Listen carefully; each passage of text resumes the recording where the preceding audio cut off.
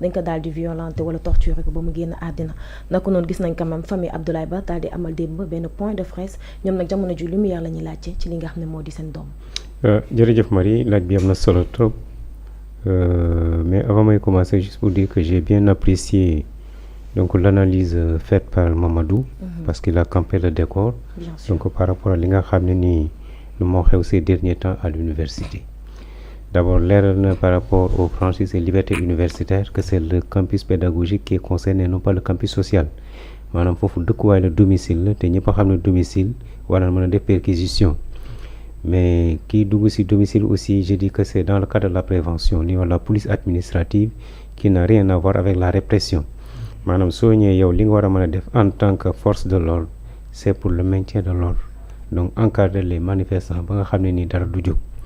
Mais aussi moi ce que je déplore c'est la violence à l'université donc ak fu mu mën di situé wu parce que personne ne peut cautionner la violence du côté des forces de l'ordre du côté des étudiants. C'est pourquoi je dis que il est temps également que les étudiants changent de paradigme en matière de revendication. Au lieu de faire des casses on peut revendiquer pacifiquement donc sans pour autant que muy am ay yenn yenn mbir yi kooku aussi dama si interpeller étudiants yi parce que ñun ñëpp jaar nañ fa parce que loo xam ne nii depuis que l'université ñu koy def toujours ay scènes de violence dafa am alors comme ni ko Mamadou waxee sans l'université c'est le temple du savoir donc dañuy produire ñi nga xam ni ëllëg ñoom ñooy jiite réew mi kon ñooñu aussi nga xam ne ay élite de demain lañ ñu war a xoolal seen taxawaay donc la grève la manifestation est consacrée par la constitution donc c'est un droit fondamental c'est une liberté fondamentale mais aussi yoon da ko encadrer maanaam lépp looy ñaxtu it na nga ko teg dans les règles de l'art bul saccager bul def leneen de ce fait que les forces de l'ordre également wax nañ ko y a ce qu'on appelle la théorie des baïonnettes intelligentes maanaam ce supérieur bu la joxee ordre boo xam ne jaarul yoon tu as le droit de désobéir et dans ce cas d'espèce je dis que ñoom kenn ku nekk dafa engager responsabilité personnelle sur donc le terrain donc d'affrontement parce que du supérieur moo joxe yenn ordre yi donc du ministre moo joxe yenn ordre yi maanaam ki nga xam ne moom agent la ñu former ko tàggat ko donc en ce qui concerne le maintien de l'ordre bu demee ba nga xam ne ni mi ngi def yenn yi kooku voie de fait la. mais ñoom est-ce que xam nañ seen droit ak devoir ñoom policiers yi. mais su ko xamul loi bi mi ngi fi ñu topp. c'est ce qu'on appelle une voie de fait donc la voie de fait nag est sanctionnée maanaam yow sa coobare bopp yaa def li nga xam yoon da koy tere donc amul fenn foo ko teg léegi nag c'est une responsabilité individuelle. donc kenn ku si nekk nag on va situer les responsables donc li ma mën a wax mooy problème universitaire bu ñu ko bëggee régler dañ ko régler d'accord on ne peut pas interdire aux étudiants d'avoir une posture politique parce que ce sont des citoyens donc wax na ko sànq donc l'université tous les partis politiques sont représentés c'est tout à fait normal mais du campus pédagogique mais campus social maanaam sa dëkkuwaay kenn ku nekk am nga droit exprimer ses opinions politiques que constitution moo la ko may mais bu dee campus pédagogique nag foofu moom ça transcende donc les clivages donc les intérêts parce que c'est li nga xam ne focus bi lan la ci études yi campus social bu ngeen fa nekkee gis nañ fa ay journées d'intégration lu nekk te souvent ce sont des journées yi nga xam ne nii donc ñi nekk ci ginnaaw ce sont donc les partis politiques kon mënuñu leen ko bañal kenn ku nekk am nga sañ-sañ exprimer ses opinions politiques mais na nga ko def dans les règles de l'art parce que la politique c'est un métier très noble on parle de politique de développement et non pas de politique pour détruire l'adversaire ñun xamuñu loolu léegi nag ni nu mën a régler problème université bi il faut donc des concertations larges du entre étudiants ak ñi nga xam ne ni mooy nguur gi mais je dis ça encore une fois société civile dañ si am pas de responsabilité les droits de l'homme dañ si am pas de responsabilité les foyers religieux également dañ si am pas de responsabilité et les parents des étudiants maanaam ñëpp dañu war a mën a toog jéem a xool quel est le problème au fond ñu lijjanti ko une bonne fois pour toutes de ce fait que lii moom dootu fi am donc loolu mooy problème le cas de l'étudiant bi nga xam ne génn na ci àdduna donc di ko ñaanal yàlla suñu borom bi mu xippee aljanna mottali ndawam aljanna métti na trop parce que si ñëpp la métti kenn ku nekk da nga koy natt sa bopp donc citoyen la sénégalais la même bu doon keneen nit donc dañ koy ñaawlu léegi nag il faut que ñu situer responsabilité yi parce que là ça ne peut être une mort naturelle ni ko révélé autopsie bi parce que mort naturelle donc du am yenn lésions yi donc ça veut dire que on écarte la thèse de la mort naturelle donc li ci des nag donc dafa nekk loo xam ne c'est une mort provoquée fan la jógee est-ce du côté des forces de l'ordre est-ce du côté des étudiants wala moom dafa am chute en tout cas li kii mooy faut pas qu'on biaise le secret de l'enquête dossier bi nañ ko jox les enquêteurs nanu dem ba ci biir def une enquête impartiale donc bu nu demee ba nga xam ne nii gis nañ ñu ko def su ko defee yoon mën na ne daan la famille aussi def dëyam ci ni mu ko war a defee parce que tant que responsabilité yi situé wuñ que donc la famille ne pourra pas faire donc son deuil. En plus de ça élèves yi neen tant que situé ñu responsabilité yi ñoom li nga xam ne moo di toog waxtaan bi ñun ñëpp bëgg du am. non toog waxtaan moom kooku ça n'a rien à voir ak enquête bi. ñu ne justice d'abord. non justice dina am. xam nga aussi mooy li may wax lii bu amee du étudiants yi ñooy def enquête bi donc enquêteurs yi bu leen saisir bu ñu demandé autopsie ñi ngi def seen enquête mais ñoom aussi je dis que su ne nañu toog waxtaan nañu toog waxtaan parce que loo gis ci waxtaan lay mujj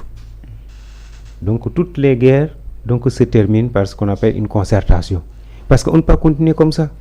donc kenn ku ne am nga intérêt il faut savoir là c'est du lest du côté des étudiants du côté de l'État ainsi de suite il faut ñu waxtaan mais nag enquête bi il faut que ñu wéyal ko il faut ñu édifier Sénégalais yi donc édifier la famille donc du feu Abdoulaye Ba ñen ñoo def jëf ju ñaaw ji su ko defee nag ñu daan leen ëllëg si biir ñu xam ne lii bëggatul mu am fi mais waxtaan bi allah kulli àll dafa war a mën a am parce que yaakaar naa ne une vie donc mu ëpp importance que ay ñuy ay dugg reste wala dara déedéet wala ay li ñuy revendiquer vie bi moo ëpp importance moo ëpp importance bourse bi ñuy revendiquer que le dem na donc lu mu bay si ginnaawam koo xam soutien de famille et puis waroon na am ak njaboot mais loolu lépp tey xëy na yàlla suñu borom bi moom moo yemale woon ndawam fii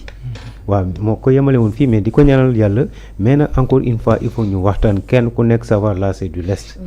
étudiants yi li ñuy revendiquer c'est tout à fait normal donc la bourse c'est un minimum vital. mais au-delà de waxtaan bi professeur gisoo quand même dañoo war a raxas université parce que l'autre jour gis nañ ministre de l'enseignement supérieur Daouda Ngom ne am na ñoo xam ne am nañ plus de 30 ans terewul pareeguñu sax seen master. waaw xam nga master moom li nga wax ne nit ki mën na am plus de 30 ans sax ñëw di jàng si. am ñoo xam ne sont dans l'administration dañuy ñëw sax di inscrire seen thèse dañuy ñëw sax di inscrire 3e cycle te ñooñu tey presque ils sont à un pas de la retraite. maanaam le problème n'est pas à ce niveau est-ce que donc am na droit inscrire wala déet donc loolu mooy problème bi voilà ki nga xam ne nii moom même boo amee 30 ans 40 ans il s'est inscrit en master mais c'est son droit le plus absolu il faut ñu bàyyi ko mu continuer mais nag thèse bi aussi dafa am donc durée bu ñu lay jox pour que nga soutenir boo ko kiiwul tu seras déclaré forclos mënatoo ko continuer donc loolu le problème n'est pas à ce niveau donc le problème il faut décongestionner l'université ki wax na ko sànq parce que l'université dépasse donc sa capacité d'accueil donc dafa dem ba nga xam ne c'est pléthorique même le campus social donc ni ni kii c'est la promiscuité alors que ñun waroon dépasser foofu il faut décongestionner l'université gis nga les universités virtuelles yeneen li ñuy wax donc ba léegi c'est-à-dire y a pas de mesure d'accompagnement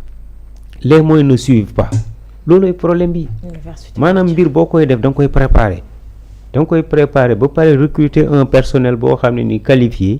donc personnel bu doy ñu mën a jàppale les étudiants mais fait da ngay gis les enseignants donc li ñuy subir foofu ak le nombre pléthorique d'étudiants mënut a nekk ba pare y a chevauchement de cycle dafay am chevauchement de cycle ba léegi alors que ñun à l'époque donc soo ñëwee y avait 2 sessions le système classique parce que le système LMD bi la parce qu'on n'a pas bien préparé le système mais le système classique bi ñu ko doon kii parce que tu as des un examen à faire pour les anticipations soo ko paree après nga def sa examen final dès le mois de février doon suñu anticipation yi mois de juin ñu commencé suñu ay examen juillet ñun pare nañu léegi nag université dañ ko doon tëj à partir du 15 août ñuy dem octobre ñëw octobre mais c'était comme ça y avait pas de problème mais présentement c'est tellement pléthorique le système LMD bi nga xam ne ñëw ñu ngi ñu koy imposer mais loolu lépp tey parce que on ne s'est pas très bien préparé loolu moo indi problème yi yëpp parce que donc système LMD avec ce nom pléthorique mais j'ai dit c'est extraordinaire c'est extraordinaire même le choix des étudiants critères donc d'admission yi dañ ko war a xool c'est pas que tu as la moyenne tu es admis au bac donc à l'examen tu dois être admis à l'université dañ xool les critères de sélection ça c'est très important sélection yi aussi jéem a xool kenn ku nekk sa profil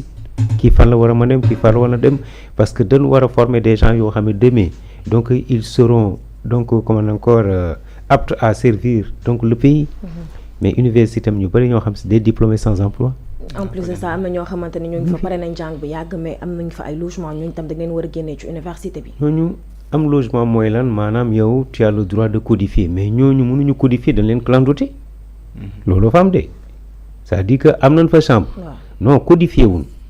mais dañ leen clandoter parce que pour nga codifier il faut nga nekk étudiant te li tax nga nekk étudiant da nga inscrire am sa carte am carte cours pour mën def sa codification sinon ñooñu buñ fa nekkee donc yor seen chambre codifier te amuñu benn sañ-sañ kooku je dis que c'est la responsabilité du COUD. moom moo leen war a xàmmee na leen parce que COUD aussi système d'attribution des lits des chambres dafa am ay quotas loolu dafa war a mën a dañ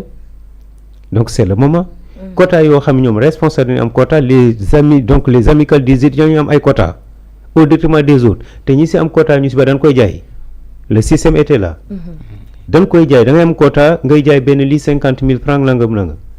alors que kenn waru ko fa jaay moo tax ma ne la nanu xoolaat loolu bu baax par rapport à l'attribution donc des chambres ku ko mérité ñu jox la ko y a pas de système de quota tout ce qui est quota ñu briser ko. parce que da ngay gis ñoo xamante ne même ñoo mérité am chambre dañuy obligé génn université di dem xool yeneen koñ di louer foofu noonu. waaw mais ko ñoom seen place mooy université. am na ñoo xam ne amoon na waroon nañ am chambre duñ am chambre